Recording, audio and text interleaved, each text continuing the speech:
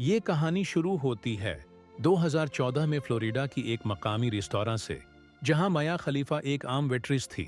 वो जिंदगी से थक चुकी थी। एक रवायती सख्त घराने से भागकर अमेरिका आई थी, मगर पहचान की भौक खत्म नहीं हो रही थी। वो लड़की जो बीरोत की गलियों में मुस्कुराहटें समेटती थी, अब अमेरिका की चुकाचौंध में तन्हाई की कैदी थी। उसके अंदर एक खला था, इतना गहरा कि उसे भरने के लिए उसे किसी भी कीमत पर फौरी तौजा चाहिए। एक दिन रेस्तोरां में एक सरमायाकार ने उन्हें देखा। ये कोई हादिसा नहीं था, ये एक शिकार था। पेशकश सीधी थी, आजादी, पैसा और शहरत। मियां को लगा कि ये आजादी का दरवाजा है। उससे नहीं मालूम था कि ये एक ऐसी झील का दरवाजा है जहां की चाबी किसी और के हाथ में है। जब वो इस इंडस्ट्री के पहले शॉट पर पहुंची तो माहौल बिल्कुल वैसा नहीं था जैसा वादा क्या गया था। वहां खुश आमदीद के नारे नहीं थे, बल्कि खामोशी और पेशा वराना सर्द महरी थी। सबसे पहला हथियार जो इस्तेमाल हुआ वो था कागज का टुकड़ा। सफेद कागज पर छपे स्याह हुरूफ जो इसकी आजादी छीनने वाले थे। एक ऐसा मुआहिदा जिस पर हमेशा के लिए लिखा था। ये मुआहिदा नहीं था, ये उनकी रूह को गिरवी रखने के कागजात थे।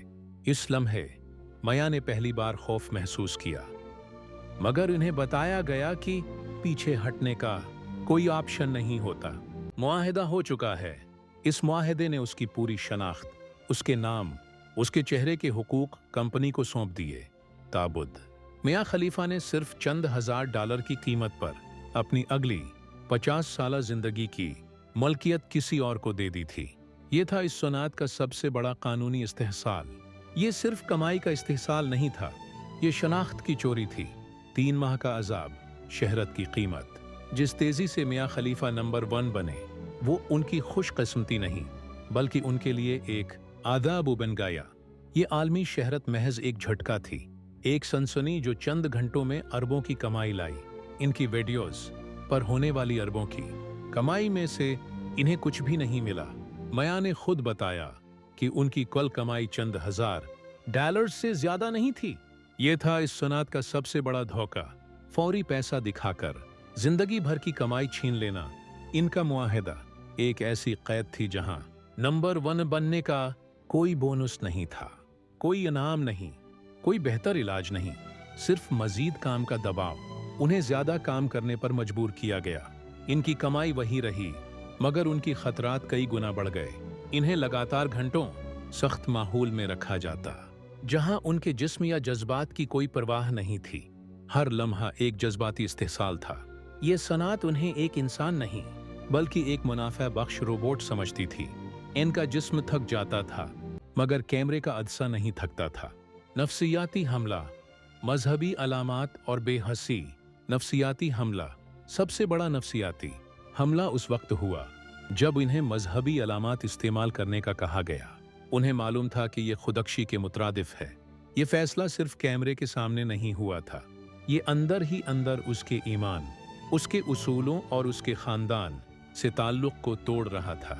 ये एक ऐसा फैसला था जिसके नताइज सिर्फ व्यूज की सूरत में नहीं, बल्कि मौत की धमकियों की सूरत में मिलने वाले थे। जब माया ने ये मनाजर किए, वो बेहिस हो चुकी थीं। इनकी आंखों में कोई चमक नहीं थी, सिर्फ एक गहरी खालीपन था। ये सिर्फ एक किरदार नहीं था, ये इस रवायती लड़की का आखिरी कत्ल था। उसके ज़मीर की आखिरी आवाज को दबा दिया गया था। उन्हें एक जिंदा लाश बना दिया गया था जो सिर्फ कंपनी के मुनाफा के लिए हरकत कर रही थी। उस लम्हे वो समझ गए कि वो सिर्फ एक आला हैं और उस निज़ाम का कोई अखलाक नहीं है। जैसे ही वो मुतनाज़ा मनाज़र बाहर आए, इनके खिलाफ नफरत की एक सुनामी आ गई। उनके अपने वालिदीन ने भी शर्मिंदगी का इजहार करते हुए उनसे फासला इख्तियार कर लिया। वो लड़की जो घर की मोहब्बत की तलाश में थी, उसे घर से भी निकाल दिया गया। बहुत कम लोग जानते हैं कि 3 माह की शहरत ने माया के दिमागी सुकून को कितना नुकसान पहुंचाया। इंडस्ट्री छोड़ने के बाद मियां को post traumatic stress disorder PTSD की तशखीस हुई। ये एक दायमी तकलीफ थी। नाकामयाब रिश्ते, इनकी जिंदगी पर सबसे बड़ा असर उनके ज़ाती ताल्लुकात और 3 शादियों का टूटना था। इनके नाकाम ताल्लुकात की वजह सिर्फ ज़ाती हम आहंगी नहीं थी, बल्कि माजी का ना हटने वाला साया था। इनका हर सच्चा रिश्ता हमेशा इस पहचान की कैद में रहा। हालिया बरसों में मियां खलीफा ने ओनली फैंस पर काम शुरू किया, मगर उसको उन्होंने एक नया मोड़ दिया।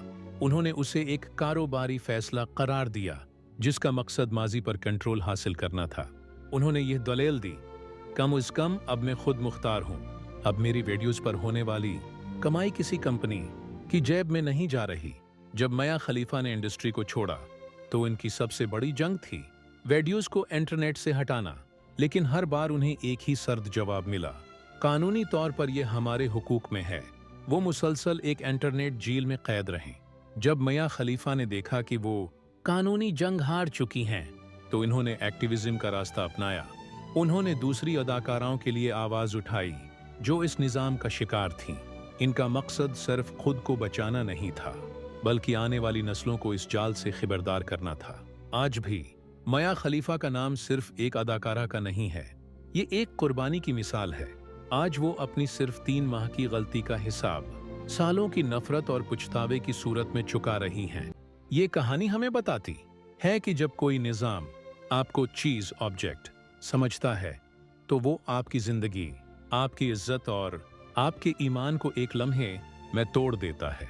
ये हमें सिखाती है कि शॉर्टकट पर चलने वाले अक्सर निजाम के हाथों लुट जाते हैं। मैं हूं जाफर इकबाल और हम मिलेंगे अगली वीडियो में। तब तक हमें इजाजत दें। दुआ है कि आप हमेशा खुश व सलामत रहें। शुक्रिया।